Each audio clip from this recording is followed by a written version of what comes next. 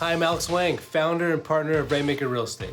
So in real estate, agents often call potential buyers or sellers leads. And these leads come from a variety of sources. And there are some lead sources that I love to work with and some that I just can't stand. Today, we have a gloves off real estate MMA fight. And I talked to 5 different side partners who are crushing it in their own different way. And they duke it out on which is the best lead source for real estate. Check it out. I want to introduce you to all the fighters. The first one is Mark Schweller, and he'll be representing Zillow.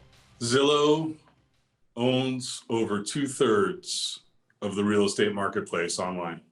And May will be defending Farming. Farming is the best. Get your name out. And Marnie will be defending Homelight. Well, I like Homelight a lot because I don't have to pay up front for the lead. It's all based on my performance and closing the deal, and then I'm happy to pay a referral fee. And Marcus is going to be defending Redfin. Redfin allows for working on a relationship basis because it's a one-to-one straight away instead of going out to the masses, so to speak, or having to pay for it. And Donnie's going to be defending OpCity. I don't have to hound that lead 15,000 calls to call me back. Call him at 12 o'clock at night, trying to get 6 in the morning. I get connected the first time around, and my charming, beautiful voice closes the deal. And I love Yelp because it ranks well on Google. So Yelp, I understand that it legitimizes you as a professional in the marketplace, but like, what are you getting for your $2,000, and are they converted to leads, and how does that piece?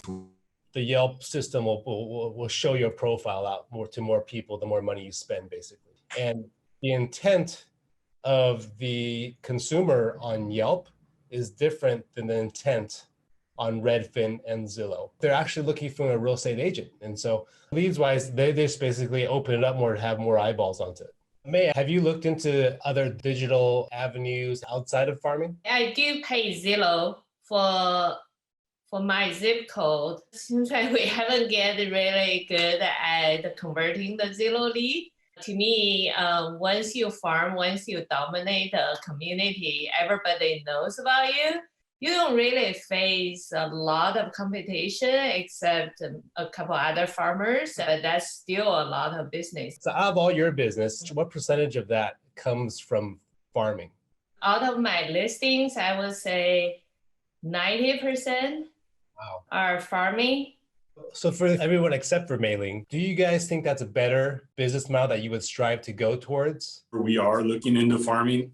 It's not something that I've always been focused on, mainly because of the cost of print and the return on investment and the cost to get it up and running. But again, my return on investment for Zillow is so strong. I'm always curious about the return your investment on Zillow because it's quite expensive.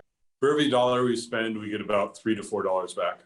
For me personally, I've moved away from Zillow because I've just watched Zillow slowly throughout the years just get more and more involved into our real estate transactions. So they've made it very clear that their iBuying program generates more money than their Zillow Premier program. I like Mei-Ling's approach on how she's consistent on pharmacy. That's the number one thing in all this stuff, is being consistent in whatever you decide to do. To Donnie's point, you have to study your partners too, because I believe Zillow is moving towards probably more of a referral base, which I think is a positive. At the same time, both Homelight and Zillow are starting to position themselves as reselling different services. And ideally, you're buying into these different services and presenting those to your clients. With Homelight, for some reason, I just get a better conversion overall. Actually, on the sellers, the buyers, I still don't convert as well. And then the GeoFarm, the concern I have with that is I'm in more of a rural area.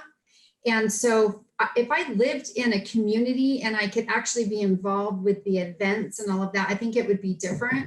You're so successful, Mei-Ling, at that because you're part of the community already. You're a neighbor. And so we picked a GeoFarm that's close to me, but I have orange groves around me. I'm not in the neighborhood. So we'll see how that plays out. I found out to pick a farm the best is to find if there's a dominant farmer already. It's very hard to invest in a area that already have a dominant farm and compete. So you may not see the result that fast. One thing I was going to ask is about Redfin. I don't want to associate with Redfin because I don't want people to think I'm a discount agent. I think you're absolutely right. You do not want to position yourself or represent yourself as a discount agent.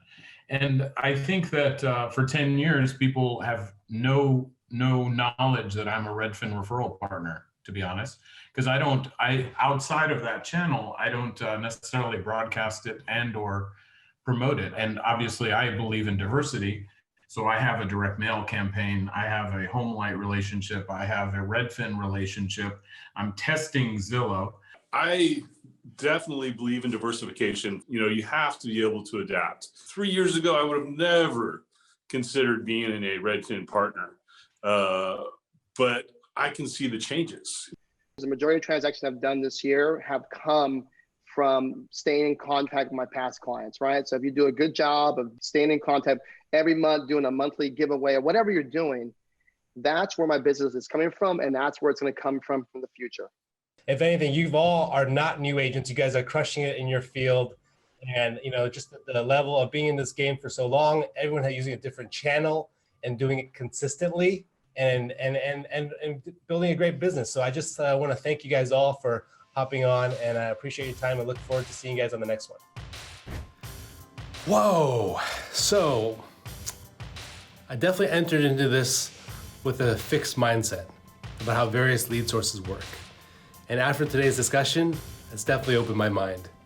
I mean, regardless of lead source, what was tried and true about each one of these top producers is that they each took their time and were patient, invested their money wisely, and focused on being consistent.